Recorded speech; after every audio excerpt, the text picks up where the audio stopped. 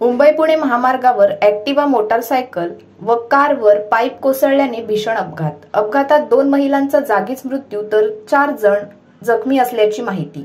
जुन्या मुंबई पुणे महामार्गावर शनिवार दिनांक 12 जुलै रोजी बोरघाटात पाईप वाहून नेणाऱ्या ट्रकचा अर्जंट ब्रेक लागल्याने ट्रकमधील पाईप धक्क्याने मागे सरकले व ट्रकच्या मागे असलेल्या ॲक्टिवा मोटारसायकल व कारवर पाईप कोसळल्याने भीषण अपघात झाला आहे.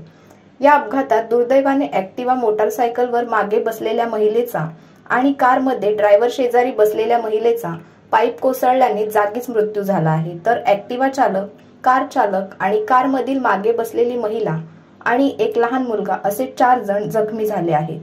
खोपोली शहरातील हॉस्पिटलमध्ये उपचारासाठी पाठवण्यात आल्याची माहिती मिळत आहे. हा अपघात खोपोली पोलीस स्टेशनच्या हद्दीत घडला आहे. गेल्या महिन्याभरात आधी रात्रीच्या सुमारास असेच पाईप वाहणाऱ्या ट्रकमध्ये गच्च भरलेले पाईप बोरघाटात जात असताना चढणीवर ट्रकमधून अशाच पद्धतीने पाईप सरकून रस्त्यावर कोसळले.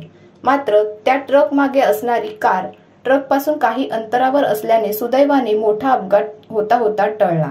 त्यावेळी जर पाईप कारवर कोसळली असती तर किती मोठी दुर्घटना घडली असती याचा विचार केल्यावर पायाखालची जमीन सरकते. बोरघाटात बेशिस्तपणे वाहतूक करून पाईप नेणाऱ्या ट्रकचे वारंवार अपघात होत असतात. तीव्र उतार असल्याने आणि पाईपची व्यवस्थित बांधणी न केल्याने पाईप घसरण्याचे प्रकार सर्रास घडत आहेत. पण त्यांच्यावर नियंत्रण का लावले जात नाही? इतकेच नाही तर रात्रीच्या सुमारास कोळसा वाहतूक करणारे डंपर देखील ओव्हरलोड वाहतूक करताना दिसून येतात. यांना नियम लागू नाहीत का? यांच्यावर डोळेझाक का करण्यात येते? नियम फक्त दुचाकी, 3 चाकी, कारसाठीच आहेत का? असा प्रश्न नागरिकांमधून उपस्थित होत आहे.